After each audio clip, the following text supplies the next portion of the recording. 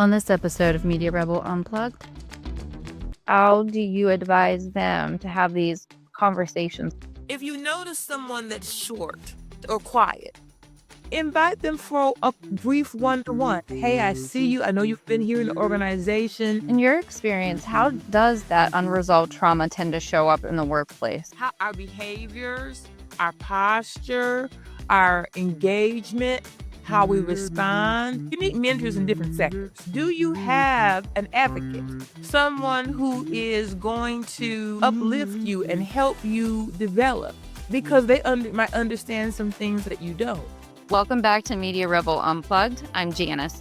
Today, we're talking about rebuilding confidence and overcoming trauma in the workplace, which is a conversation that doesn't happen nearly enough. Joining me today is Dr. Melanie Gray. Dr. Gray works with individuals and organizations to help people understand how trauma is showing up in the workplace, how to move forward in a way that's healthy, sustainable, and human. I am really looking forward to this conversation because it impacts leadership, teams, and people at every stage of their career, and it is something deeply personal to me. Thank you so much for joining me today. Thank you so much for having me. It's my great honor. Before we dive in, tell us a little bit about yourself and the work that you're doing. I focus on helping organizations and leaders become trauma informed and create cultures of wellness and emotional safety. That is an important thing that you're doing because my experience personally, I have encountered instances that were like really unhealthy. A lot of women don't even realize the trauma that they're experiencing at times as we're going through it because we're just thrown into surviving the environment that we're in because of course we need to work. That's our way of surviving. And at times we have to take this quote unquote abuse that happens, whether it be verbally, mentally, or emotionally. Yeah, we normalize it. We've heard the stories from so many of our friends and colleagues that this is just what happens. And no, it isn't. It isn't what should be expected. Right, exactly. So, what led you into the work that you're doing? Was there a moment in your career, or was there somebody you knew close to you that started this? There were a number of things working with women. I heard stories serving with women in the community that were from various professions outside of healthcare, helped me see the consistency, unfortunately, of the trauma that women face in work. And then during COVID is really what brought it to a head where I was actually asked to lead a trauma informed cultural change and around wellness for an organization. And I began to feel the call to ring the bell of how important this issue is. Yeah, I could see where COVID would trigger that. That was such a time for everybody. Like so much pivoted in that time frame that I've heard others as well, whether it was like a focus in their career, whole new one at that. And it's crazy how 6 years later is still impacting us. So much of life changed during COVID. They said that the world would never be the same. We work differently.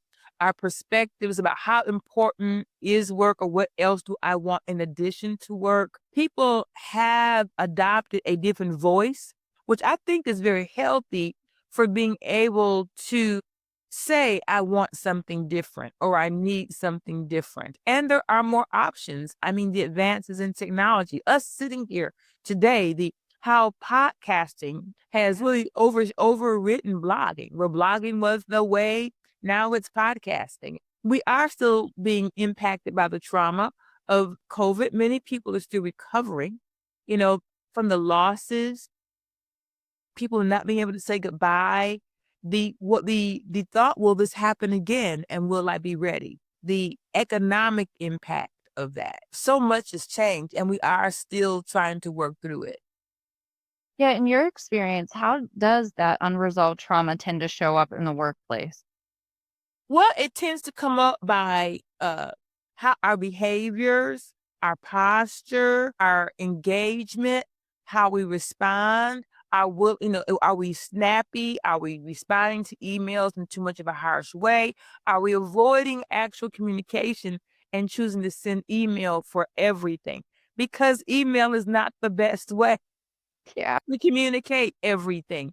A trauma shows up in the workplace by our overall cultures, not setting boundaries for work.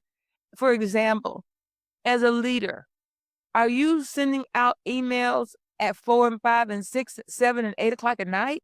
Are you responding at night when you should be at home? Because what does that say to your team? That is that the expectation of me?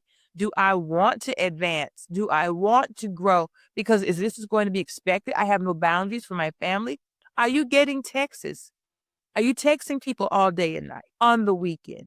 At some point, you teach people on how you value them and their life, and you're teaching them what to expect of you. And if you find yourself burned out because you're working on your computer all night, part of that could be because you've adopted a self designated culture and identity that maybe you need to change. I've heard some people are throwing themselves into that type of work because they're running away from their trauma, that it's kind of like this programming that we've done without us being that accountability part of it going, why am I really doing this for myself right now? Well, sometimes it's easier to stay busy than it is to be with ourselves. I Yeah. think that one of the challenges we have is to learn to spend time and be comfortable with ourselves because we have, by society and social media, this whole thought that if I'm not busy, if I'm not doing something, then something is wrong with me. Where in reality, we need to spend time listening to ourselves. I believe we have 2 ears and 1 mouth for a reason. One, so we can better listen and attend to people around us. Also, so we can settle, it's a reminder to settle within our own hearts, uh, a peace and a place for ourselves where we listen to our body and listen to what our hearts are saying. Give ourselves time to have an identity outside of work. What is that about you when you're not working? Are you just your title and your role? Those are deep questions to ask ourselves. And I feel like, there's some avoidance that people are guilty of. When we do that internal work, when we really sit within our feelings and start doing that healing work, that's where I think sometimes you really have to be prepared for the answers that you're about to uncover. Well, that's true. And healing is sometimes involves a painful process as well. It's like having a surgery. If you need to have a knee replaced, you fractured a hip or arm or broke an arm, the pinning, the surgical process, the rehab, the healing is painful, but is outcome worth it? And I think we all have to ask ourselves that question. Do I really want to be better in the long run? And if so, it's going to cost me some time, some work, and some periods of being uncomfortable. So, what are the top 3 steps that you would tell somebody to take right now to start this journey for themselves? I would tell them to first take a weekend, take some time off. At least take the weekend off if you don't have any time, paid time off. And take a couple weekends actually and just be still. Journal. If you don't want to write, then talk it out in your talk text or something where you give yourself a chance to think about what are my top 3 priorities? How am I getting there? Are my current practices taking me there? Or am I identifying some patterns? If I say I want to save $10,000, but I'm driving up my credit card $10,000, why am I doing that? Yeah. What is triggering that behavior? I think we have to look at ourselves. If you have a trusted friend, and sometimes we shouldn't always talk to ourselves because we are not always our best wise counsel. So do you have a safe place, a community, an honest friend? If not, is there an employee assistance program at your job that you can connect to? So I say number one, you have to be willing to do the uncomfortable potentially, which is to have some time with yourself, to be solid. 2, set your goals, to be honest on what those are. And 3, to be willing to prioritize those goals and yourself and take the steps to make at least one of them happen in the next 90 days. I think that's great advice. It's easy for people to do. On top of that, it's important that we do it. And to have a good friend that you can turn to is so vital. When I say that, a good friend should also be able to be, like you said, very honest with you. Good friends aren't always like, yeah, that's great. When you're doing something wrong, they need to hold you accountable. Holding people Mhm. accountable is love. And I think sometimes people think it's not. And when in fact, that is the most loving thing that you can do is to call somebody out. I do it to my own mother, God bless her. She joked with me the other day, she goes, "When did you turn into my therapist?" My mother says, "You're not the boss of me." And I'm like, "Yes, I am." Yeah, we get to a certain point where we start becoming the parents to our parents. Yes. And that's a good thing. So, but for your listeners, maybe they don't feel that they have someone they can be vulnerable with, but that too could be a sign about their need to develop authentic relationships. Now, I don't mean you have to go run and tell your whole life to someone you met yesterday. Right. Because friendships, my person is I must be, Ramona and I have been friends. I introduced her to her husband. She introduced me to mine. I'm the godmother, the whole thing. But she is going to be honest with me. And she sees things I don't every single time, every single time. So I don't make a decision without saying, girl, did I miss something? And she's, she'll be honest with me. Yeah. And you That's need what it that. takes too. You Yeah, need that. absolutely.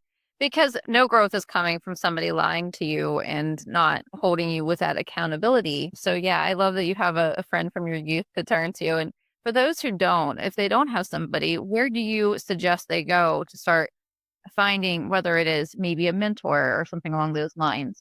Well, I think that, you need mentors in different sectors. At work, is there in your workplace, do you have an advocate?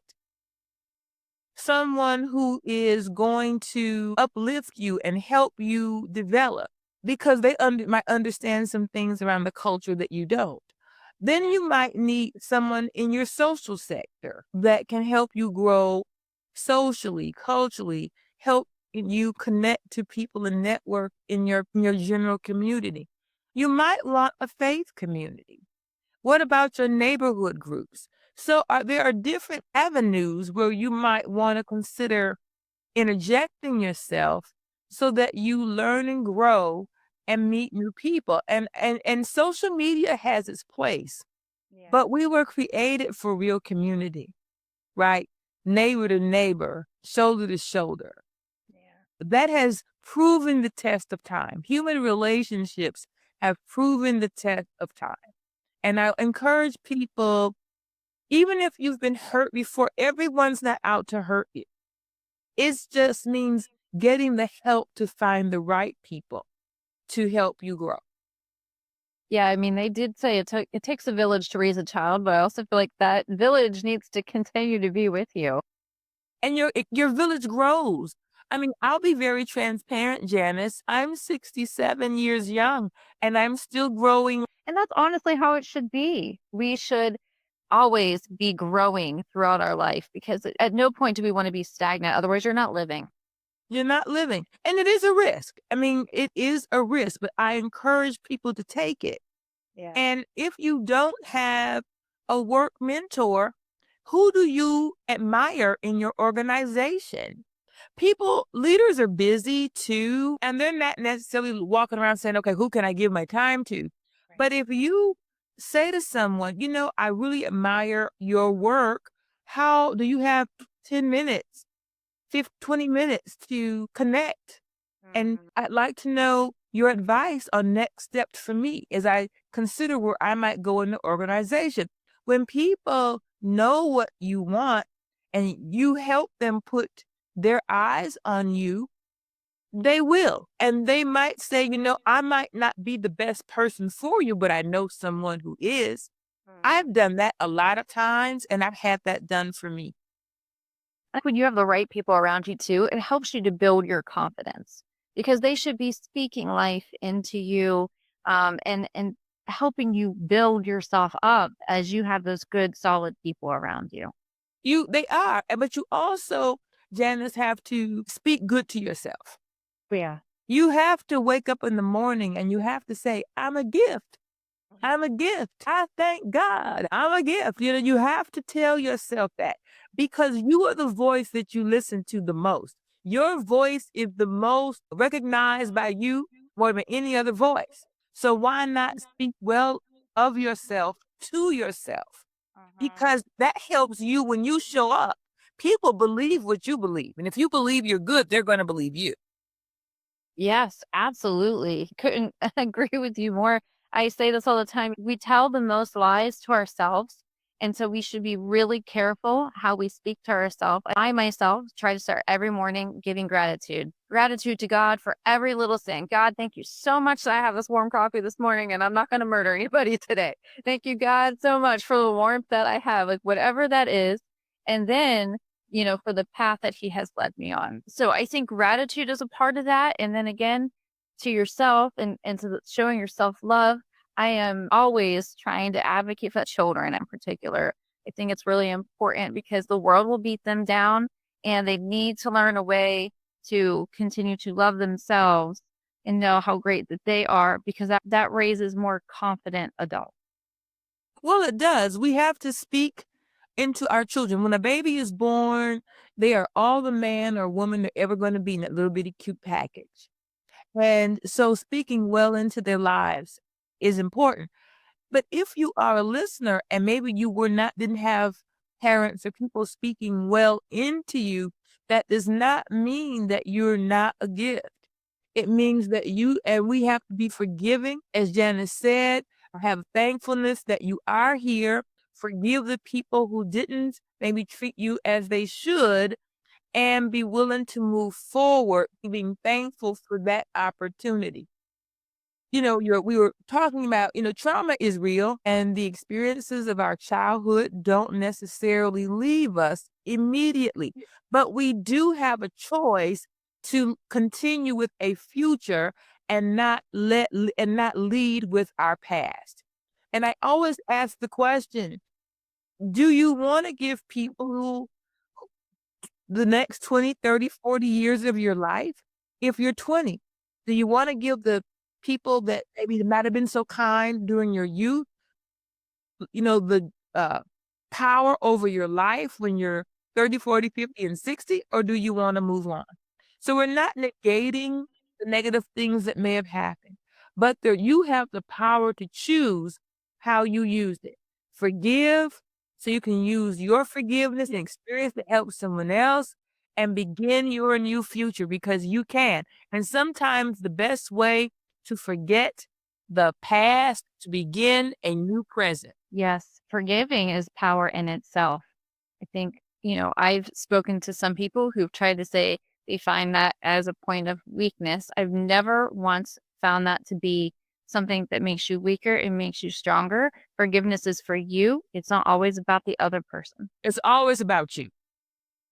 It's always about you because you carry your own heart, right? You don't want to have bitterness eat your heart up because that's going to also affect you in the workplace because you carry your whole self.